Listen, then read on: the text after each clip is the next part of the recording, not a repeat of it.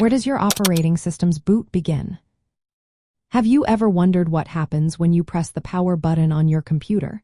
The boot process of your operating system is where it all begins. This process starts right after you power on your device.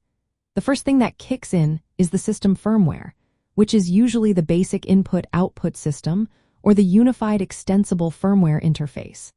This firmware is responsible for getting everything ready for the operating system to take over. Once the firmware is active, it performs a power-on self-test. This test checks essential hardware components like memory, disk drives, and input-output devices to ensure they are functioning properly.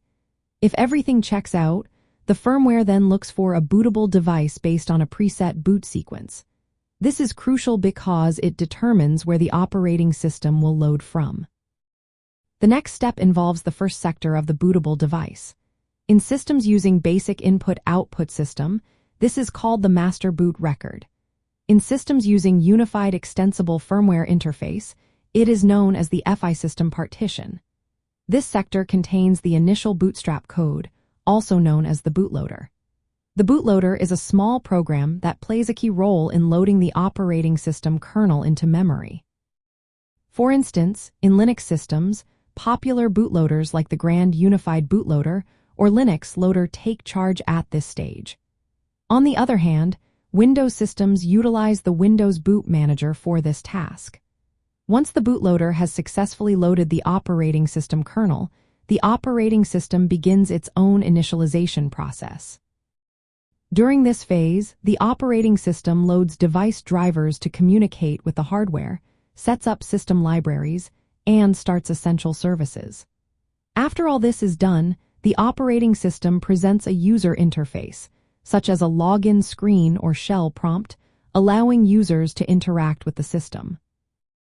While the boot process can vary slightly between different operating systems, the core sequence remains consistent.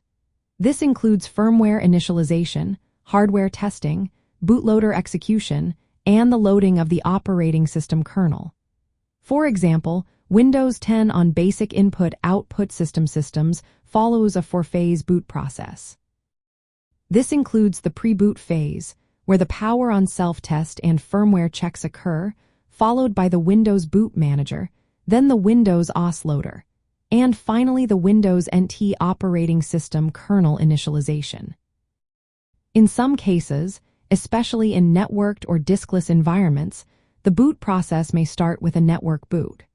This means the system retrieves the boot image and operating system files from a remote server instead of a local disk. Understanding where the boot begins is essential. It highlights the important role of firmware and bootloaders in transitioning the system from powered-off hardware to a fully operational environment. This process is designed to ensure that your operating system is ready for use as soon as you power on your device.